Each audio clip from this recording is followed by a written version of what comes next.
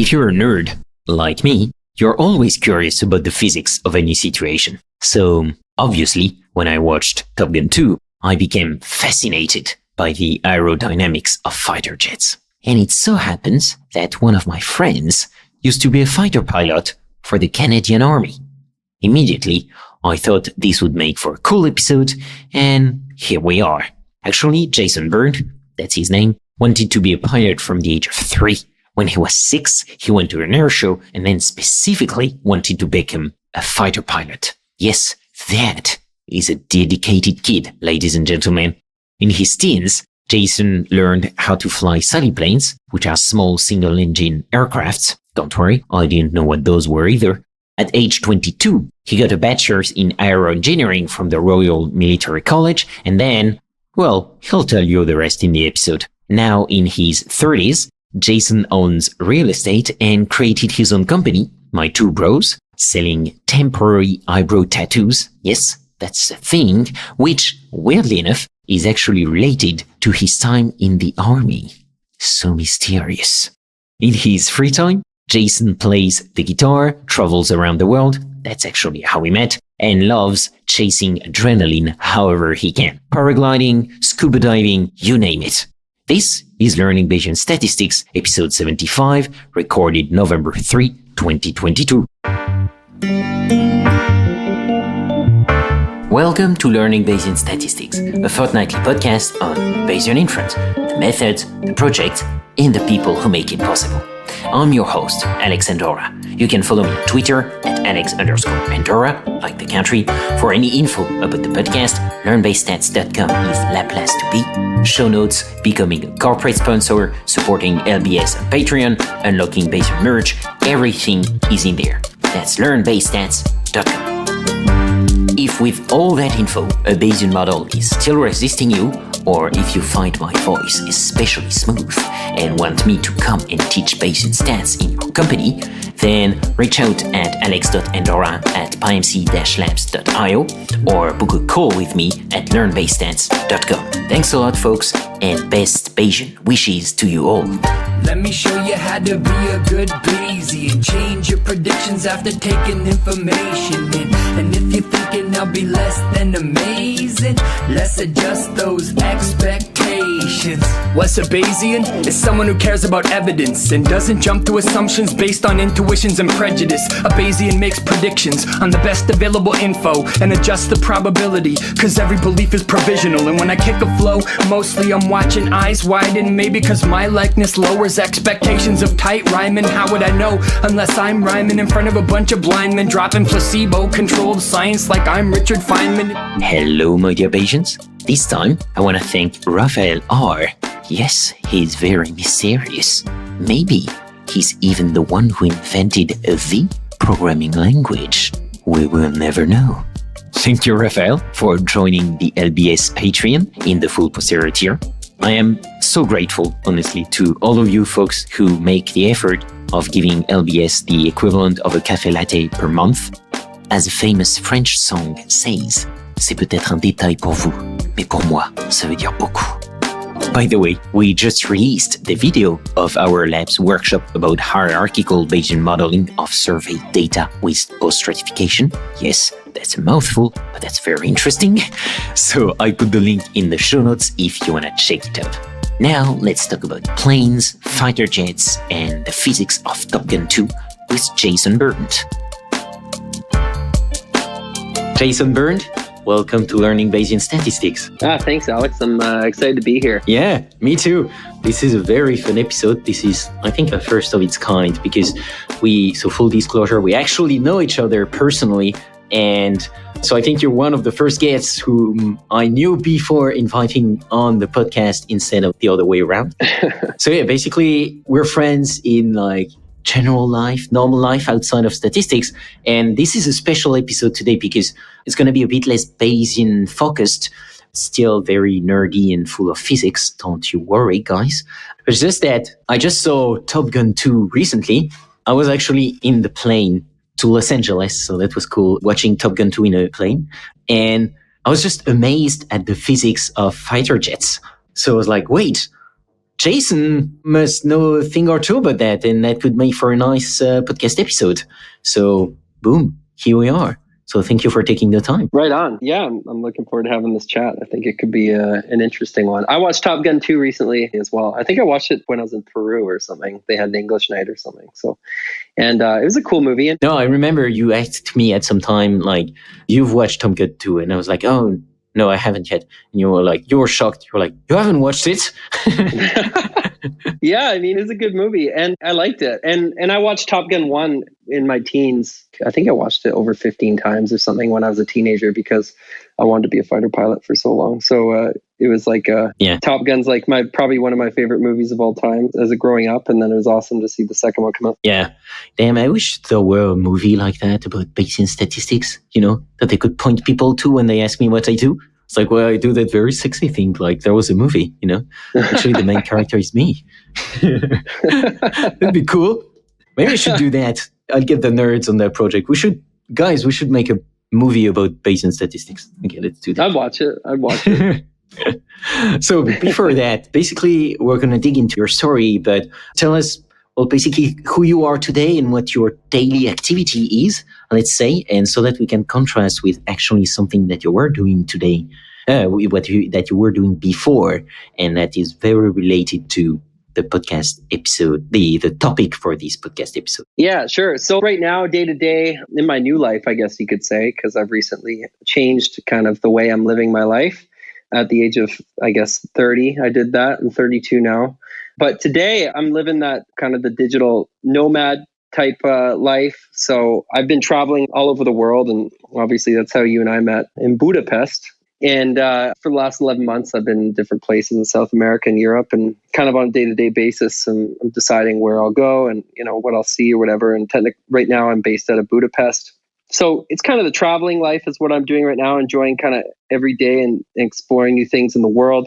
And then, kind of on the work front, in order to obviously continue to develop myself and do things that are other than just traveling around the world. I own some real estate in Canada where I do passive income type investing, Airbnb and long-term rentals and stuff like that, based on kind of that book, Rich Dad, Poor Dad by Robert Kiyosaki, which I got into before I changed my lifestyle here.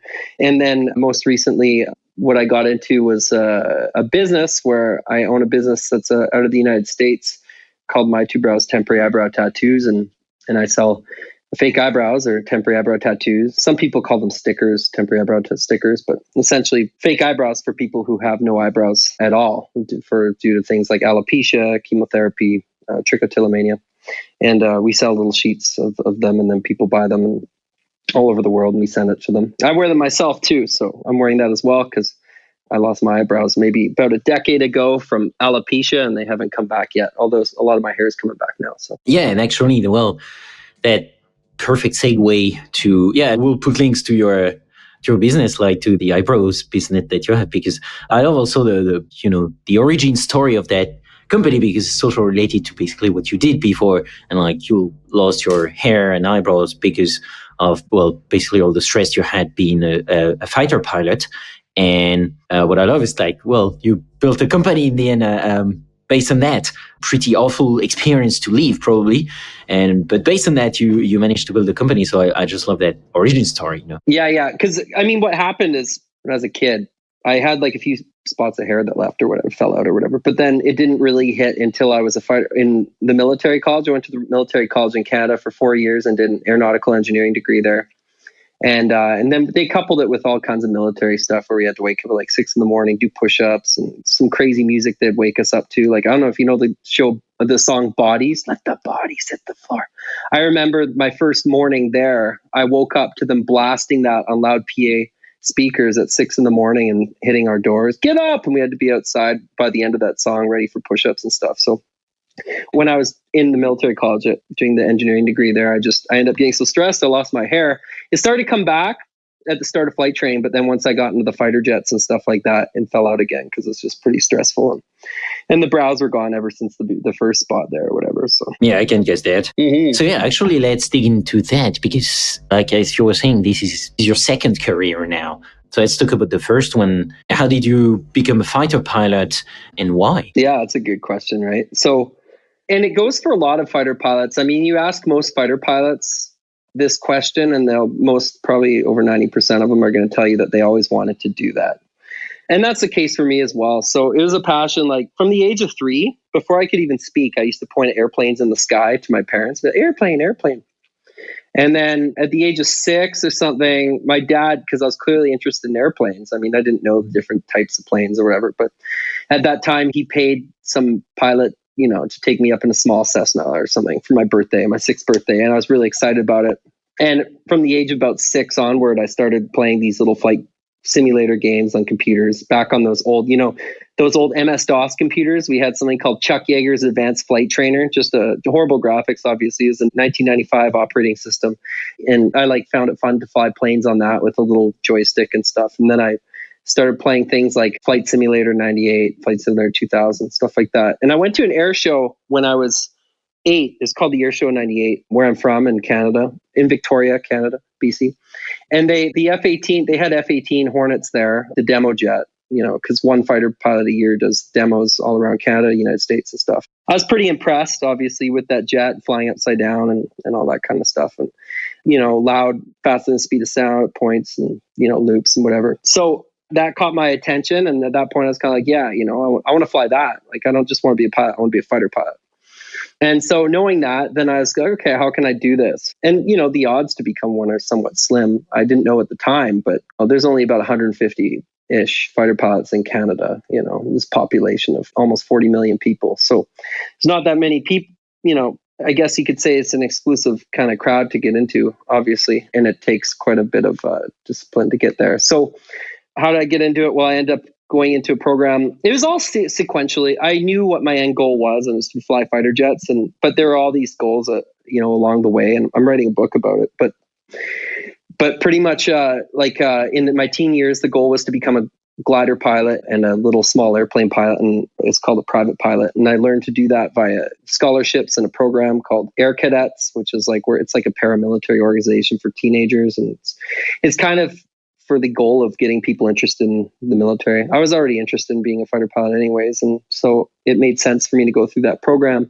Finished that program, I ended up becoming a glider pilot or sailplane. I flew those. I still fly them sometimes for fun. And then small airplanes, with engines, like Cessnas, stuff like that. And then I joined the military at 18. And the point was, the reason why, so I had to I went to the military university or military college. It's called Royal Military College of Canada. And the reason why is because to be a pilot in the military in Canada, in most places, you need to be an officer. And to be an officer, you have to have a degree.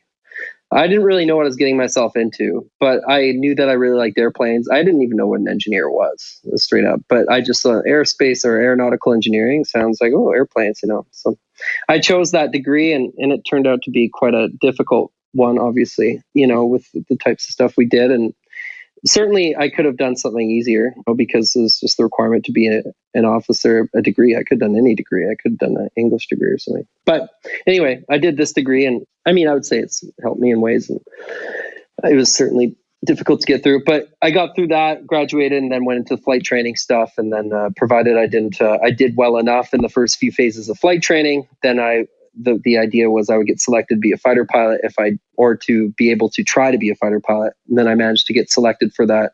And beyond that point is just don't screw up essentially 2 flights in a row. Because if you screw up 2 flights in a row, and there's quite often no mercy, and you'd be kicked out and put into flying another aircraft or something. And that is if you're lucky enough to even fly another aircraft. So I achieved that at 27.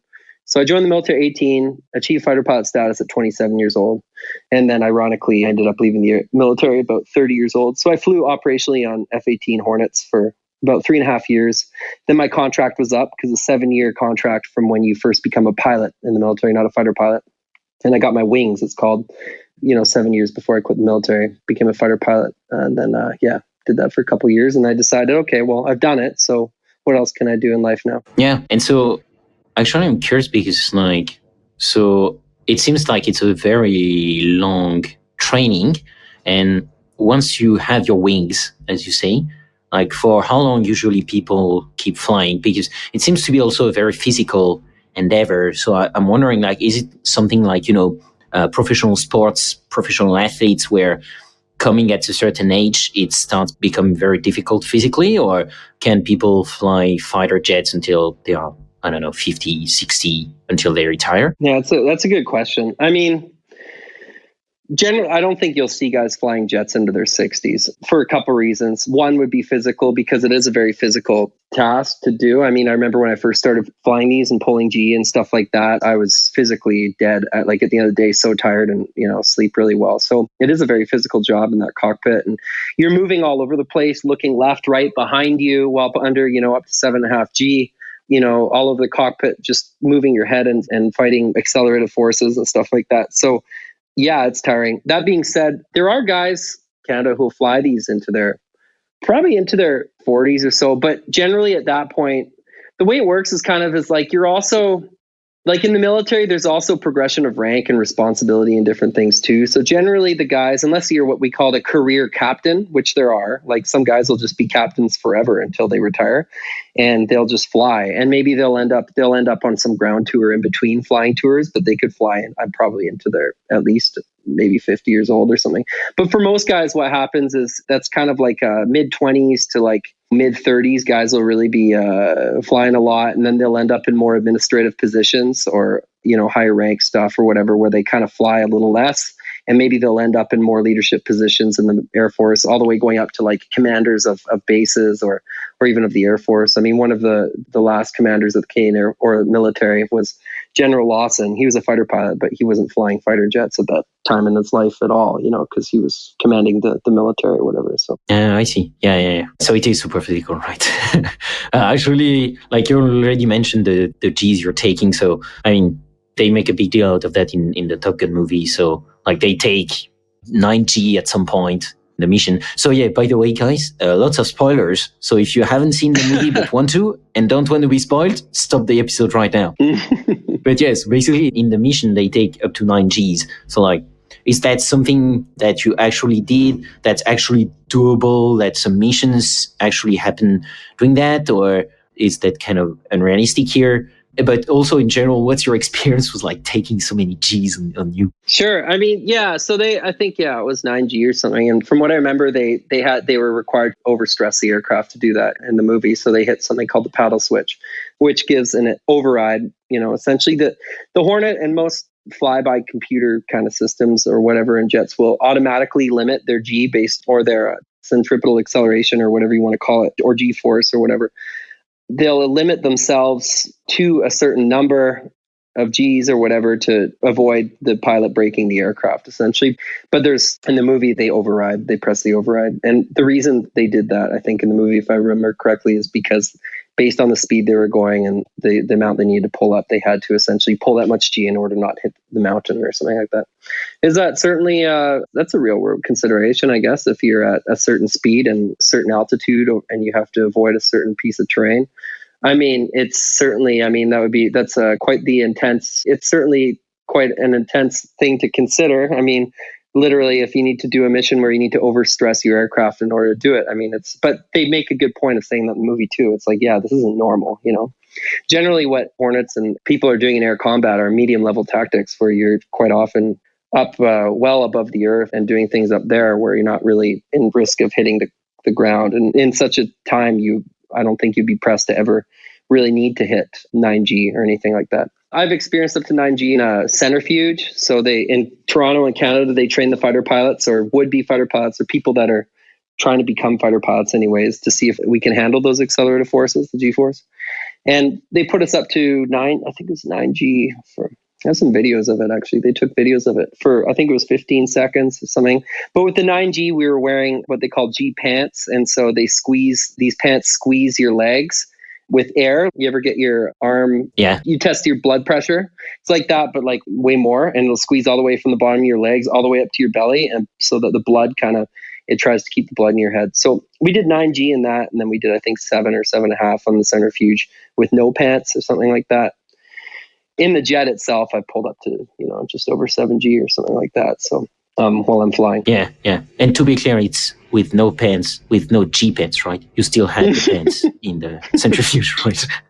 Although I'm picturing some very interesting stuff here. Yeah. Yeah. But like, I mean, how do you even, like, can you even train for that? Or it's just like you go regularly in the centrifuge, or is it just something that your body can just take it when it's pretty young and that's all basically you cannot? Or are there people who actually can take G-force way better than others? Is that just genetic difference, or can you like train for it? Yeah, you certainly can train for it. So in fact, when you go on the centrifuge course, it's considered a training course. So they teach you how to do it. So you don't just kind of sit there, even with pants or no pants, you don't just kind of just subject yourself to the G. What you do is there's a certain way to actually contract your muscles and breathe to withstand G to the highest level that essentially your body can. And so the way it works is the intent is this. So let's say that you have like, I don't know, let's say you have 10 pounds of blood in your head or something. And let's say that you pull 7G. So it essentially acts as if it's 70 pounds of blood in your head, let's say. And so that 70 pounds of blood in your head is going to want to leave your head much more than maybe 10 pounds, whatever. So the G-force is trying to pull the blood out of your head. And the reason for it trying to leave your head is based on the way you're sitting. I suppose if you were sitting upside down, then it would actually have the opposite effect. But anyway, then you wouldn't want blood being pushed into your head either, because your eyes would explode. So nobody could do like negative 7G, that's for sure. Positive G is easier to handle. So anyway, so with positive G acting down your spine, essentially, it's trying to leave your head, the blood. So how do you stop it from leaving your head or make it harder for the blood to leave your head? Well, there's ways that they can train you to do that. So you can flex. Essentially what you do is you flex your muscles sequentially, all the way from your lower calves, up your thighs, your abs, and then all the way into your neck. And you breathe in such a way like, and you're really breathing, and it pushes the blood up into your head. And if I do it like for you right now, you could see, I don't know if you want to see it, but you could see my head turn actually red like a tomato, and right now it puts a lot of blood in the head, but if you're under G, then it just keeps less of your blood from leaving your head essentially. But I mean, only up to a certain point. Yeah. Because if you lose all the blood from your head or a certain amount of it, you'll lose consciousness and you won't regain consciousness for over 30 seconds at least, which is enough time for you to hit the ground. I mean, people have died for that.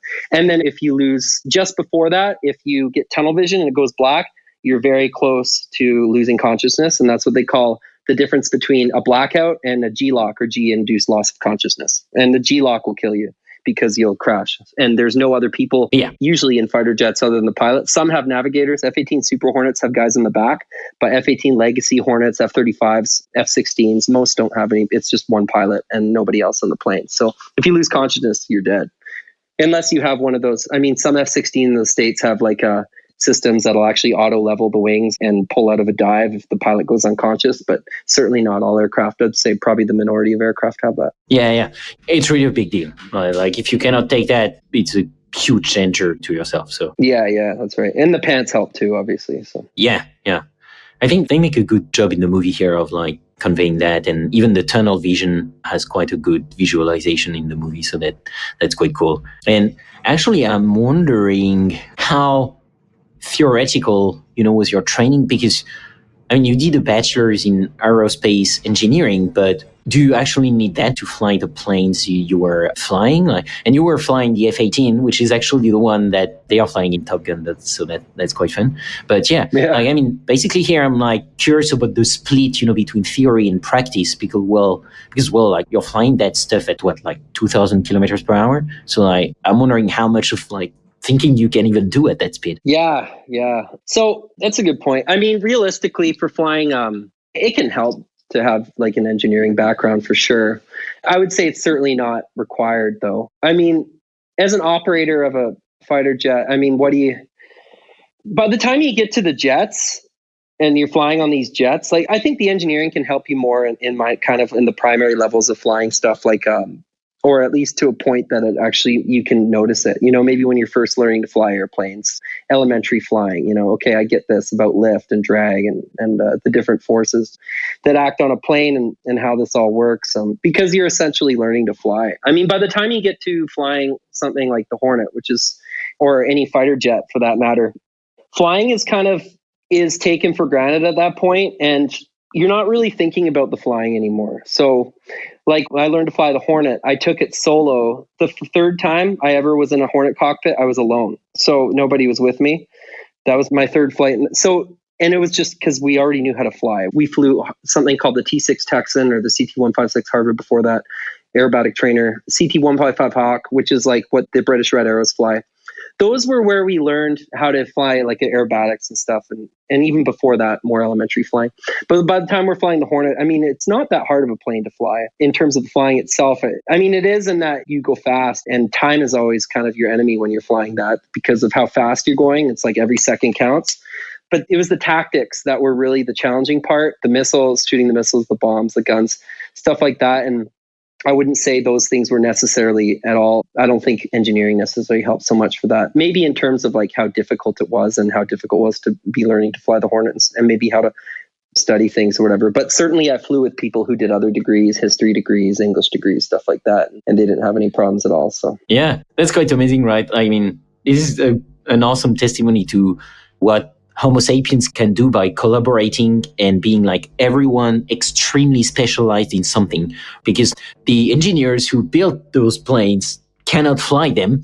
But on the other end, you cannot engineer that kind of plane if you're not and don't have like a strong understanding of physics and engineering. And so it's just all those collaborations of extremely specialized people that makes all that whole endeavor possible. It's pretty incredible. Like, whereas if you had to do everything on your own, well, we would probably just still be using very rudimentary airplanes. Oh yeah, that's true. I mean, it's an interesting thought for sure. I guess that means like something that they always say in the movie, you know, it's like, it's the very American stuff. It's like, you know, don't think, just fly. And so I guess from what you're saying, it's basically true, right? It's just like, I mean, in the sense that at that point, it's just, you should be able to fly automatically in a way. That's what you were saying. Oh yeah. And fight automatically too. Fly and fight. I mean, because fighting is the big part in these things. It's essentially what we said is like we strapped a jet to our back. That's what we said. So you strap into the jet. It's like it's an extension of you essentially. Like if you want to go over there, you'll go over there or there, down, up, down, whatever. It's like, and with such thrust behind you and something like that, with those engines, the afterburners, I mean, you can go where you want, do what you want. The thing is, okay, so there's a time to think and there's a time to do in that job. And the time to think through all the possible scenarios and what you would do or whatever is on the ground at what we call 0 knots and 1G. Okay, we're at 1 gravity right now. We're just chilling out. I'm on a couch right now. And 0 knots. I'm not moving, you know. So that's when you do your thinking. And you can go through, I used to chair fly. I would sit, close my eyes on these types of training before the flights. Think about all kinds of scenarios that could happen, go wrong, go right. You know, what do I do here? What do I do there? What do I do if this happens? And then once you plan your flight for whatever scenario it is, whatever war scenario, you go through all kinds of contingencies. So ideally, and you also have prescribed tactics that are based on certain situations, you know, that are all very well thought out ahead of time by people that are in the, you know, essentially the top tiers of fighter pilots, Top Gun instructors. They call them fighter weapons instructors. Okay, that's essentially the people who went through, the people who went through the Top Gun course, because that course is a real thing in America, and Canadians go through it as well. And so those guys will prescribe tactics that they think out in all kinds of ways ahead of time, and discussions and stuff will go on. So the thought, the thinking, the thought, all that's all done ahead of time. And so it's true. I mean, you're not thinking, you shouldn't be thinking, what should I do? Once you're up there, you should already have a game plan of what you'll do, and if including contingencies, and you should just be effectively proactive as much as possible, and ideally proactive as much as possible, and if required, reactive obviously as well, but instinctually to a point, because like you said, you're traveling so fast up to generally between the 0.7, 0.8 and 1.1 Mach range, 1.2 Mach. So, and Mach being the speed of sound. So in that transonic region of speed or whatever, which is somewhat, I mean, depends on your altitude, what the speed of sound actually is, but you're somewhere in that 1,000 kilometer-ish per hour region of speed. So you don't really have too much time to think. You just have to act. I agree with that. Yeah. Yeah. Yeah, it's super interesting. Raises so many questions, but basically there is an awesome scene in the movie where basically they escape with an F-14, which is apparently way older than the F-18s. And then they have these, like the enemy has what they called 5th generation fighter jet.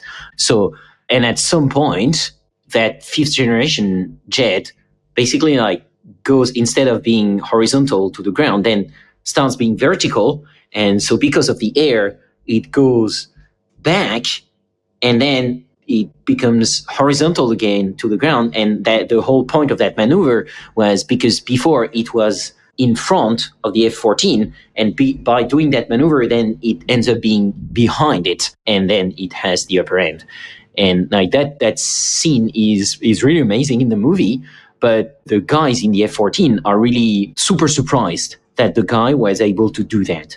So in a way, it's a way for me to ask, like, how realistic is Top Gun 2 in a way? And like this kind of maneuver, is it something that actually is possible? And if it is it only with that new kind of airplane, or actually the guys in the F-14 shouldn't be that surprised? Yeah, that's a good question for sure. I mean, overall, on big picture, is Top Gun 2 realistic? I was actually quite surprised. Like, I think there's a lot of really good things in there that certainly encompass fighter pilot culture the way it is. I mean, right down to even like the personalities of some of the dynamics between the pilots and the navigator or the air weapon system operator guy, and the dynamics between the men and the woman and stuff like that. I mean, these are well done. I mean, and they were talking about realistic things and issues between 5th gen and 4th gen fighters in terms of avionics and different sensor systems and things like that. So it seemed like they did a good job. I mean, certainly a lot of this bombing run they needed to do was quite intense, maybe. But like the weapons they were using and things they were talking about were really on point. I think at one point they like flew under a bridge or something, which I thought was a little crazy. But I guess if you're up against a surface-to-air missile that is going to shoot you down if you're too high, I can see what they're getting at there. So I think generally is fairly well done in terms of realism, although it was a very, very intense mission set that they were doing, and the accuracy that they were looking to achieve was pretty intense as well with that bomb, from what I remember. You know, with I would say a very low probability of success. They say that in the movie though too, so okay, I'll give them credit. They say it's a low probability of success, but they don't really have any other option from what I understand in the movie. So cool. Yeah. Now, I mean, you look at that F-14 versus that 5th gen enemy jet. From what I remember in there, I mean, I remember something similar in Top Gun 2, Top Gun 1 as well, where Maverick goes, you know, I'm going to hit the brakes and you'll fly right by. And Goose in the back, he's like, you're going to do what? Or whatever, you know. Essentially, I mean, it's a case of kind of what you're talking about with this 5th gen jet. It sounds like, from what I remember in the scene, the 5th gen jet kind of, it's what do you call it? Downrange travel stop. I mean, Hornets can do this. Lots of fighter jets can do it better or worse than others, depending on if they're considered like a quote unquote slow speed fighter or not. Like, for example, if F-16 Falcon, or more well known as a Viper, generally wouldn't be so good at something like this, whereas an F-18 Hornet is quite good at it. And there's different enemy aircraft that can be better. I think the way they frame this in the movie is as if because it's a 5th gen that it can maybe do a better maneuver, downrange travel stop. Maybe not. But generally 5th gens are kind of, the whole 5th gen argument is more so of an avionics one, I would say, than, you know, you can create like an aircraft that can do certain types of maneuvers where it downrange, you know, it slows down really quickly, like the F-18 or maybe this one that they're surprised by. And maybe they're surprised because it does a better job than what they're used to with the F-18, for example, that they normally fly. But I wouldn't say it's necessarily based on the fact that it's a 5th gen so much as maybe a newer gen or a jet that they haven't really seen so much of, if that makes sense. So yeah, I see. And it certainly doesn't stop in air. It doesn't stop midair. But what it appears to stop relative to the F-14, because the F-14 is an interceptor aircraft. So they were never made. They certainly weren't made for any, you know, kind of slow speed fighting or anything like that. So an F-18 should be able to effectively do something, you know, similar against an F-14 maybe as well, you could say, if that makes sense. Yeah, I see. And so these 5th generation fighters, like, is that the new generation of fighter jets that we have right now? And like, what's the main difference with the ones that you flew, for instance, the F-18? Yeah, the F-18 is what they call a 4th generation fighter. Then you have like 4.5 gen, which is like a F-18 Super Hornet type thing. So, you know, Super Hornets are a little bit newer. I mean, the 5th gen fighters, F-18s, you know, they're back from the 80s kind of. 4th gen, they're like early 2000s. 4.5 gen, I mean. The 5th gen are kind of, they're the new ones, right? So they're the ones coming out now. They're the F-35 Lightning. Okay, that's the big. The F-22 Raptor, and then different various ones that they have in other nations, I guess, that are not really allied nations. But what's the big difference between these? Well, realistically, I wouldn't say that the huge differences are in terms of aerodynamics or anything. And that's why what I was kind of getting at earlier in terms of the downrange travel stop, but more so in terms of stealth, being able to be stealth. In other words, less detectable by radar. And then in terms of avionics, so how good the radars are, the sensory systems, these types of things, customization to the pilot, these types of things for the jets, maybe more so. So they're more so of an avionics increase in capability, which is huge, by the way. Don't underestimate that at all. That's a huge capability increase because you can only increase aerodynamics so much, and then avionics is going to be a huge player. So Yeah. Okay. So I understand. It actually gets to something I wanted to talk about also is like technology and human factor, because it's actually a theme in Top Gun 2. And I think here it's a bit of a caricature because like Ed Harris' character, for instance, is like this big, I think, admiral, and he's like, oh yeah, like fighter pilots are completely obsolete. We're going to replace you all by automated drones and so on, which is like, I mean, I'm working in technology and I am like, yeah, that sounds a bit, over the top. But I guess it serves as, like dramatic effect in the movie. But more seriously, yeah, I'm like curious about what you think, what does the future of that job look like to you in a way, and in particular in relation to automation and automated solutions, which is, I think, what you called avionics in the lingo. Yeah, I mean, automated solution. Yeah, so like, it's an interesting question. It's kind of up for debate, obviously. And the hard part, I think, here is, okay, well, I think at like fighting at distance type things, I think in terms of automation could end up taking over a lot. I mean, like the things that you're doing at distance, when you're fighting each other a long ways away from each other, whatever, launching missiles far away and that kind of stuff. The maneuvers that are required aren't necessarily, maybe not quite as dynamic as if you're in a dogfight, one-on-one with somebody pulling 7.5 G, whatever kind of fight, a dogfight of some sort, right? And because you have so much distance between you and you can kind of take more time or whatever and whatever you need to do. So I think, and in terms of flying itself, I mean, certainly we're there with lots of autopilot stuff. I mean, if you're flying from A to B, you can turn on autopilot right down to almost landing an aircraft. I mean, in some aircraft, you can land them. It's just a matter of how much avionics you have on board. So airplanes do land themselves as well. And you can go, land them right down to zero visibility and stuff like that. So I think the automation stuff is coming, and there's certainly aspects of flying fighter jets that can be replaced. I think the biggest limiting factor with this is going to be sensors, maybe, because I mean, a long time ago, they said that maybe nobody would ever be able to translate languages except for a human. And now I guess you can just use your Google Translate or whatever when you're in South America or wherever, Hungary, like I use sometimes. But, so maybe something's possible. But from what it seems like right now to me, it's like, how can you create so many sensors on an aircraft to be able to effectively give a 360-degree coverage up to how far away, behind it, in front of it, whatever, and then be able to use those sensors based on angles between the aircraft and whether or not it looks like an aircraft is going to shoot guns at you or a missile or whatever, and be able to make the aircraft automatically react. It seems like that might be a point at which it'd be very difficult to be able to get automation because it's almost like at some point it's like it requires the judgment of a pilot to look behind him if he's getting shot at or something and be like, okay, this looks like time to do a certain maneuver or whatever based on what's presented to you with the airplane behind you. Maybe it would be easier if you're the one taking the shots, I guess you could say. But then there's different things about rules of engagement and whether or not you legally should be shooting and stuff like that as well. So it's a tricky one. Man, this is awesome because so basically, I don't think but this whole, what we often say in the Bayesian stats framework is that it's actually a framework of statistics that emphasizes the human factor. And so actually trying to come up with statistical models that do the hard part of computing where humans are bad at, but also combining that with human domain knowledge, which is prior knowledge or prior expertise in that field.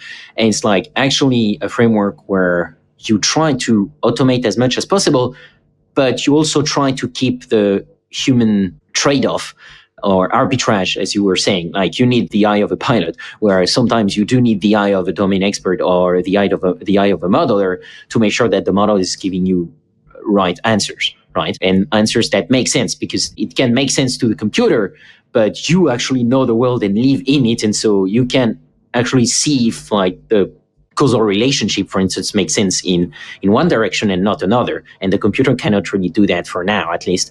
But so it's interesting because there is also this big debate in the stats community where you have like, I would say the full AI, part where it was like, oh, well, let's just look at correlations everywhere and let the computer do everything. And we on our side are much more like, well, no, let's use the computer in a way more targeted way where it's extremely good at, but still keep us in the loop, because sometimes and often the model is going to say stupid stuff. And so we need to be there to guide it and make sure that it's actually doing something that we want to do and answering the questions that we want it to answer. So it's funny because like it's really parallel with what you just said. Yeah, that's true for sure. And there's an argument to be made that you could end up with maybe like 90% of what fighter pilots do is almost being like onboard consent switches, like you could say that you effectively could end up having a dude in a cockpit in the event of getting into a situation where it is required to have a feedback loop from a human rather than from a computer, a sensor or something. But for maybe most of those situations where you don't end up in such a dynamic situation like a dogfight, maybe the fighter pilot is quite there as a systems monitor or something and effectively a consent switch. I think that could be quite possible as well. I mean, probably the more near future, like maybe, like if we're talking about like say 100 years from now, maybe that would be certainly something that's much more likely to happen sooner. I'm not sure what would happen way longer, but I could see something like that maybe. Yeah, for sure.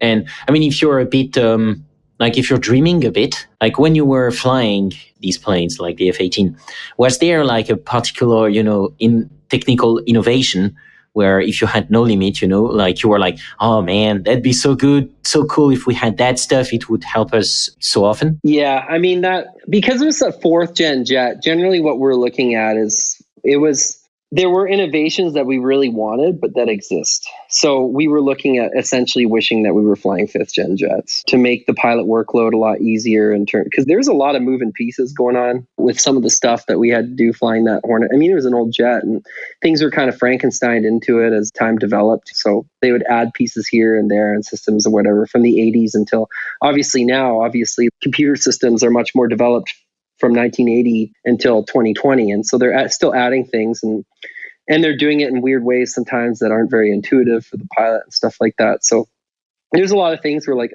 why did they do this kind of engineering? Why did they add it that way or that? So probably systems that would give the pilot more information readily for targeting and stuff like that would have made it a lot easier so that you can free up your brain to do other tasks that are more so to do with maneuvering the jet. Because you're always against time. And if you're not moving your jet properly at a certain time, I mean, because you're closing on another jet, if you're going head to head, at 2,000 kilometers an hour or something, obviously you're running out of time quickly to do things before it could turn into obviously a much more, you could say like dangerous scenario in war, like where you could get shot down easier and stuff like that, or even more dangerous, I guess you could say in training because if you're converging in the sky, it's okay. We do that all the time, but then you have to be more aware of where you are and make sure you're not going to hit them either vertically or horizontally, stuff like that. Yeah, I see. Yeah. And is there one, like, before, I'd like to dive a bit more into the personal side of things, but before that, I'm wondering, like, if we de-zoom a bit, would you say there is one biggest enemy when you're flying that type of engine? You talked about time, you talked about reaction time and so on. Like, well, is there like one big thing that's mainly is your enemy in that kind of business? Yeah, it is time. Time is your biggest enemy when you're doing this because everything is so dependent on it. Generally, especially when you're coordinating with other aircraft and dropping bombs and here and there, we need to be in and out by this time. If you screw with time, when you're behind enemy lines, then you're going to end up, if you're late for anything. So you can't be too early, too late. You're too early to drop a bomb. You could drop it on the wrong people because people move, cars move, stuff on the ground. If you're too late to drop a bomb, same thing. You could also have conflicts with other bombs that are dropping from other aircraft. If you're too late for whatever reason, then you could have other aircraft that were able to scramble and launch and come intercept you and try to shoot you down while you're over enemy territory. If you're too late to turn around and go back home, other planes could try to shoot you down and stuff like that. So, and like I said, you're closing on everything that's on the ground at about 1,000 kilometers an hour, and any aircraft or airborne threat that's coming to try to shoot you down. You're closing on each other at about 2,000 kilometers an hour because you're going head to head. So distance gets eaten up very quickly. And all of a sudden, you can find yourself in a situation where you're like, how did I already end up merging with this aircraft? And now we're in a dogfight, and that's, again, now you're in a big problem of time, because as you wrap up in this fight and try to shoot this plane down, or he shoots you down, you got other planes coming to support him and stuff like that. And you're behind enemy lines. So time is definitely always the biggest enemy with this, in my experience anyways. Okay, I see. Okay, let's take it to the personal side of things, because I'm also interested, how it is to be a fighter pilot.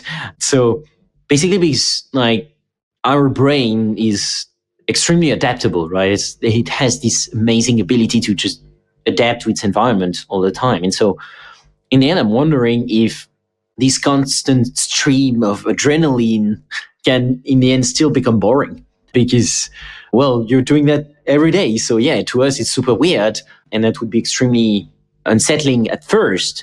But then I'm wondering, does it get kind of boring in routine, or is it really always something that's almost completely new? Yeah, that's a good question for sure. And I found this surprising actually when I was doing it. So I'm just thinking, when I was on flight training, it was always interesting when you started flying a new plane. It was fun when I started flying something called the Grobe 120, which is a little piston powered plane. It was fun when I started flying something called the Harvard or the T6 Texan, the CT-155 Hawk, because the first jet I flew. And these things were always quite interesting, you could say, during the training phase when you were learning new aircraft and being exposed to more and more type of tactical flying, learning to do this stuff alone. These, going from being, with an instructor in the back to doing it alone, these types of things. So that stuff was always really exciting during the initial training phases. What was interesting is once I became a fighter pilot, I was still always training, but we were training kind of relatively the same mission sets, just how to do them as a leader instead of a follower, or maybe a leader of more airplanes or whatever. But the actual tactics and stuff got to be somewhat the same and repetitive, and same with the flying itself. And I guess it makes sense, because if you don't want to have to think in the air, like we talked about, then you probably want to repeat these things hundreds of times, so you have an instinct on what to do. So for that reason, it did get repetitive, and it certainly lost the adrenaline. I mean, unless you're flying really low at maybe a couple hundred feet over the ground, that could be pretty intense generally, because you're always a split quarter second away from hitting the ground and dying. So you got to keep your wits about you. That always gave me adrenaline. I remember when I first started flying the Hornet, the first time I took off, I put it in afterburner, right, which is over 100% of its thrust, and it pushed me, I put it in, put that afterburner in, and it kind of kicked me back in my seat while I'm controlling this plane going down the runway, feeling like I'm in a rocket ship and take off in this thing. And I go airborne through 200 knots. I'm already at 400 kilometers an hour, climbing out, still accelerating, gears up. By the time the landing gear goes up, I'm over 600 kilometers an hour, 700, 800, 900 kilometers an hour. It's very quick acceleration. And, and I remember the first time I just standed the Hornet on end and went vertical right unrestricted climb up through 20,000 feet, and just see the earth get small below you and flip upside down and pull over.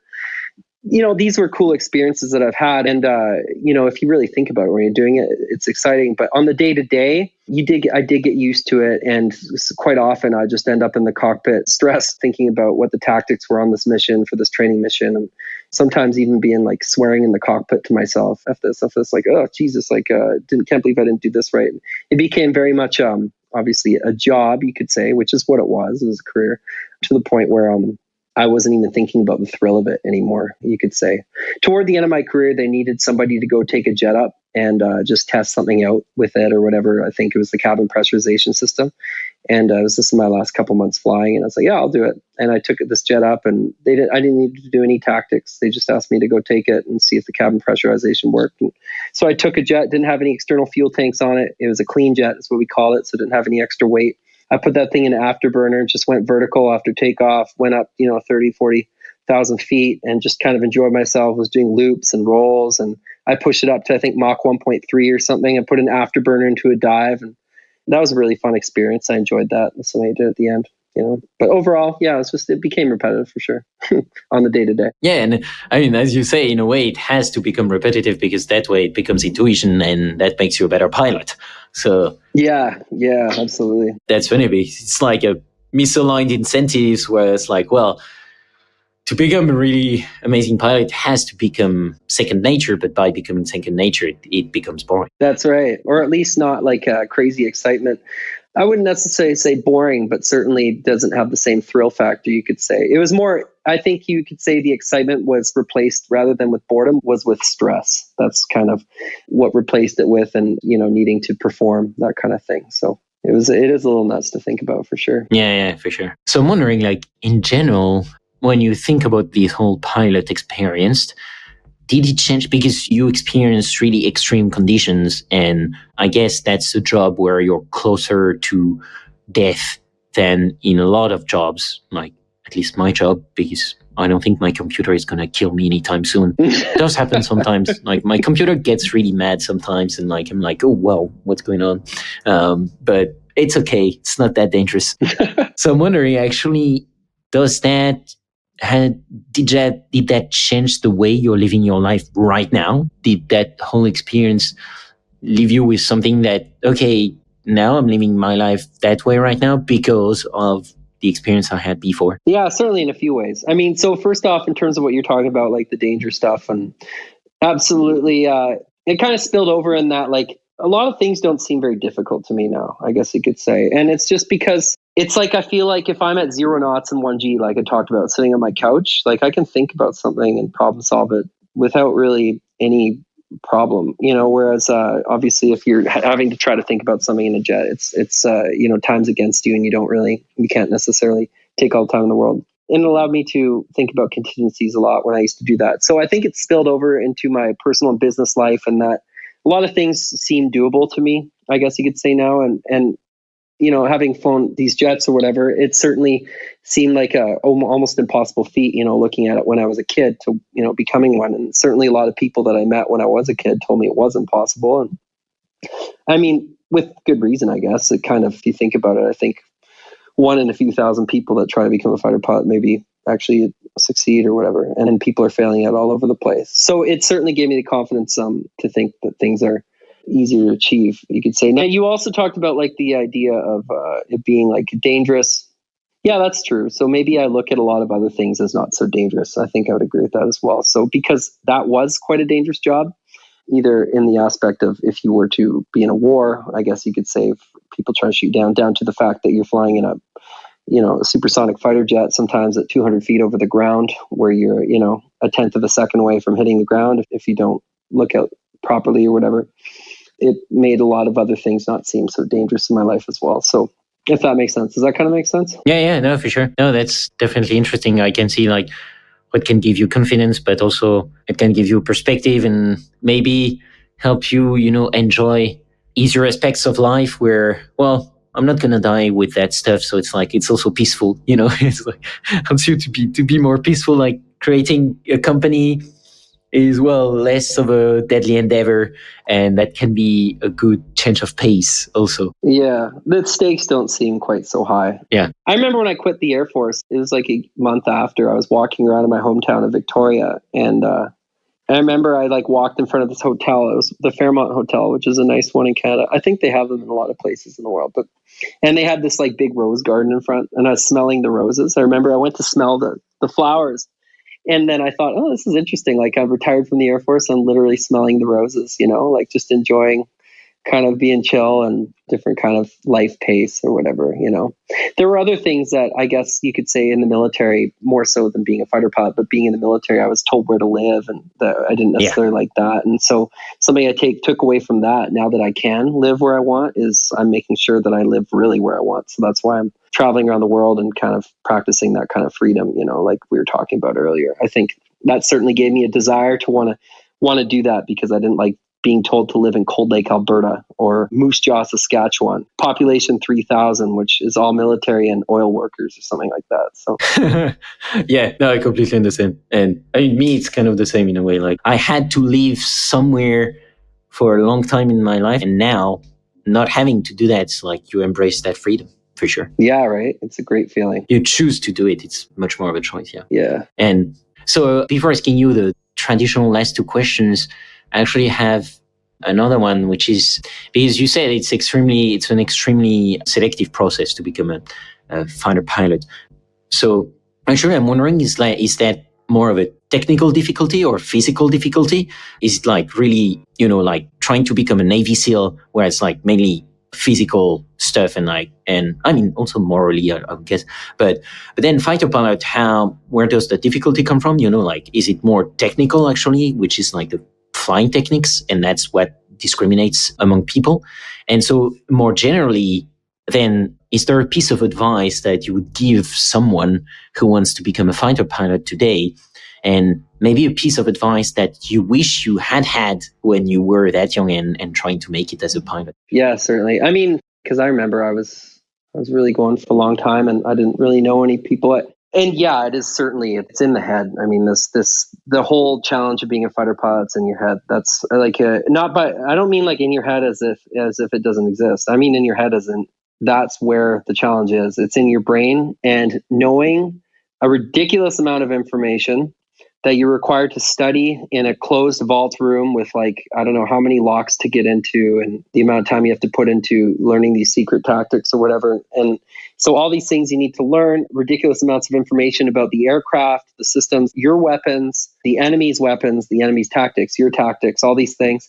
And then being able to put them into action in the air when you're against time, split-second decision making that needs to be based on instincts, which is based before that on the information So that's why it's so difficult. And it is very difficult. I mean, it wasn't easy when I did it. So I don't know, like, yeah, what would I have liked as advice? I mean, maybe a little bit of a reality check, I guess, I'm happy I did it, certainly. But it would have been nice to know that, or somebody just to be like, hey, just so you know what you're getting into here, you're going to live in some of the most undesirable places in the country for time on end and sit in windows with no rooms for hours on end until midnight on computer systems that you need to take do all kinds of security checks and stuff to get on so you can study or whatever and learn all these things and know all these things by heart so that you can maybe fly a couple hours a week. It would have been nice to just know that ahead of time. I probably still would have done it, but it certainly was a little bit of a wake-up call once I ended up doing it. I was like, wait, I spent 2 decades of my life to maybe do something cool, something that has a lot of, I guess you could say, drawbacks to it in terms of lifestyle. You know what I mean? So the advice would be somebody giving me a little bit of a wake-up call on the lifestyle aspect of that job, because the lifestyle aspect of that job, it's not just a job, it's a life. It's a way of life, At the age of 30, I realized that I wanted a different lifestyle, you could say. And probably all my life, I've never really wanted a lifestyle that a fighter pilot had. And I think I'm happy with how I did that. But certainly lifestyle wasn't necessarily for me. And that's in part why I got out. So it would have been a nice piece of advice, if that makes sense. So I could have really kind of considered that, I guess, beforehand. Yeah. Because a lot of work that I put towards something when then I did it for only 3 years. And I was like, okay, I want to do something else, Yeah. No, I understand. And that does make a lot of sense. I wish I had that same advice, I think, when I started. Just my first job was in, government. And yeah, it was like the main problem for me here was the lifestyle too. So yeah, like if someone had given me that advice, I would probably not have taken that road. So it all turned out well in the end, but it's for sure something that's were valuable. And yeah. So I'm just thinking about something before closing up the show. Actually, you were talking a lot about you go through contingencies when you're sitting on your couch at 1G and 0 knots. And that's actually super interesting because I'm really into social sciences and behavioral sciences. And there is something called basically like that benefits of visualizations. And because like for a while we thought a lot that, you have to visualize the positive stuff and like the positive scenarios only because that way it will create the positive outcome. And actually more and more the science on that is, well, no, you should visualize all the different scenarios and like what you would do if the scenario is a good one and how you would get there. But also if things go wrong, so the negative scenarios, because then you can prepare your mind and your brain at what it will do if things go wrong. And that's interesting because, for instance, one of the athletes that help science understand more of that is, I think it's Michael Phelps, where he was one of the first one to explain that actually he was visualizing his competitions, but also the negative parts of the competition. Like what happens if I lose time at the beginning when I dive? What happens if my turn is wrong? What do I do in those cases, and so on? And some experiments were done based on that afterwards. And it seems to be actually extremely valuable to not only visualize the positive outcomes, but also the negative ones to prepare your brain on what to do and how. Interesting. Yeah. That's cool that you've heard about that before. Yeah. It's, I'll use a positive, like what's meant to go for plan. That's like the baseline plan. And then everything with the contingency is you're trying to re-achieve that baseline plan as easy as possible or whatever. So, and in this type of stuff that we're doing, it wasn't if it goes wrong, it's when it goes wrong. I mean, nothing ever really went according to plan. So it's like, yeah, if you need to hit 2 targets, right? Let's say, or 3 or 4 targets or something, and you each have whatever amount of bombs. And let's say one jet gets shot down, even in training, it's shot down, like in quotes or whatever. Well, you need to have a contingency plan for who's then dropping on what based on the priority of the targets. Maybe we can't hit them all now. And then also, what are the other jets doing if one gets shot down? Or let's say like you're doing laser guided bombs and then a cloud gets in the way. Okay, well, if a cloud gets in the way, because that's very likely, even on a clear day, you could have a little cloud right in the way. That's happened to me. And then all of a sudden you need to reattack from another angle. While you're reattacking from another angle, you better believe the enemy's scrambling their jets to take off. And now they're going to have an easier time intercepting you. So all these types of things are certainly important to think about. Because if you're like, oh, I never thought about that when you're flying 1,000 kilometers an hour and still trying to do some other shit while another jet tries to intercept you, you're screwed, So yeah. Damn, fascinating. Awesome. Jason, it's starting to get late for you, so I want to be mindful of your time. So let's close up the show with the last 2 questions I ask every guest at the end of the show. First one is, if you had unlimited time and resources, which problem would you try to solve? Yeah, I thought, I think I don't know if it's considered, I guess death is considered a problem. So it is for me at least. So one of my biggest fears is getting old and dying one day. So I understand that probably if I say this, or, if you think about the practical aspects of everyone living forever, it wouldn't work. I get that. But I would like to live forever. And so if I could put unlimited time and resources into something, I would want to figure out how you could live forever, because there's so many things to do in this world and so many things to be able to see. I mean, I realize this when I've been traveling. So many different aspects of business or different interesting fun activities you could do. It just feels like we don't have enough time, and if we could just like not age and not die of maybe, getting old or something, maybe I guess you die from, eventually maybe getting something like getting a car accident or whatever, statistically, if you live long enough. But I think that would interest me, I guess you could say, knowing that I'm sure there's people that would criticize that based on the overall idea for the world. Maybe wouldn't be the good thing for 6 billion people to stay alive forever and continue to reproduce. But I like the idea of it. Yeah. No, man, that would make for great science fiction novels, because it's like, living forever, but imagine you live forever and like you still age. Honestly, I wouldn't want that. If you have the body composition of a 100-year-old and you live for millennia. Oh my God. So it's like, yeah. Oh God, that'd be horrible. Yeah, you have to caveat a lot. But you could have science fiction novels where it's like, well, you have eternal youth, but you cannot reproduce, for instance. Things like that. It could make some fun scenarios. Yeah, right. Then I was gonna poke at your answer, because it was like, wait, if you have unlimited time and resources to think about something, doesn't that already mean that you've solved eternal life? Because unlimited time means you already live forever. So, like you've already... So you don't... Because you have unlimited time. You've already solved that problem. Yeah. Yeah, you already have unlimited time. So you're already eternal. True. All I need to do is take you up on the offer. Yeah. Yeah. No, but I guess your answer then is like being young forever. Or at least being able to travel forever. Yeah, call it 30 years old or something, forever kind of in your body or something. That'd be nice. Yeah. Maybe it's one of those be careful what you wish for things. Maybe. Yeah, for sure. Maybe after like 1,000 years, you're like, this sucks, but. Yeah, because you would have seen everything. Yeah. But my mortal self at this point in time thinks it would be a beautiful thing. No, for sure. Yeah. Yeah, damn. That gives me ideas for some science fiction. So, second question. If you could have dinner with any great scientific mind, dead, alive, or fictional, who would it be? That's an interesting one too, because it's kind of cross answer, I'd say.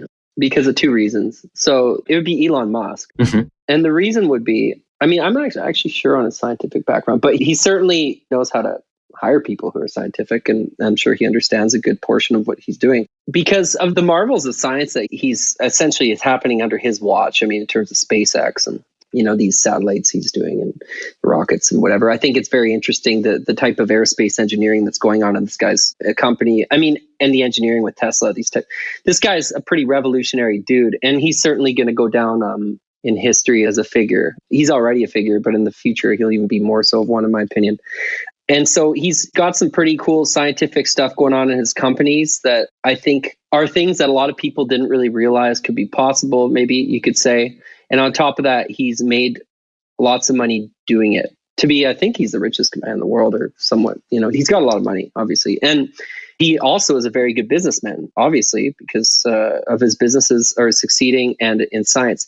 I mean, and what's different about this, I think, is usually in this type of scenario, usually science and exploration in science costs money. Like you look at the NASA program and stuff like that, or whatever, with the United States or whatever. And that all costed money to go to the moon and stuff like that. But this guy's making money off it. And I think that's pretty impressive. So I'd like to chat with him about it. Yeah.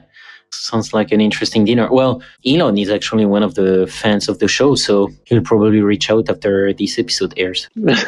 Make sure to invite me. Can't wait. Thanks a lot, Jason. I mean, I could still talk a lot. Like, this is a fascinating topic. I'm really happy to have done these episodes, a bit of fresh air, still a bit of stats and a lot of nerdy things, but that's cool to have some fresh new topics in the podcast from time to time. I hope listeners have enjoyed it. Reach out if you liked it. If you didn't like it also, that's always interesting. And as usual, I put resources and a link to your website in the show notes for those who want to dig deeper. Thank you again, Jason, for taking the time and being on this show. Yeah, thanks, buddy. I had fun. Thanks for a good conversation. This has been another episode of Learning Bayesian Statistics. Be sure to rate, review, and subscribe to the show on your favorite podcatcher or on Podchaser, and visit learnbayesstats.com for more resources based on today's topics, as well as access to more episodes that will help you reach true Bayesian state of mind. That's learnbayesstats.com. Our theme music is Good Bayesian by Baba Brinkman with MC Lars and Megaran. Check out his awesome work at bababrinkman.com. I'm your host, Alex Andorra. You can follow me on Twitter at Alex_Andorra, like the country. You can support the show and unlock exclusive benefits by visiting patreon.com/learnbayesstats. Thanks so much for listening and for your support. You're truly a good Bayesian. Change your predictions after taking information in. And if you're thinking I'll be less than amazing, let's adjust those expectations. Let me show you how to be a good Bayesian. Change calculations after taking fresh data in. Those predictions that your brain is making, let's get them on a solid foundation.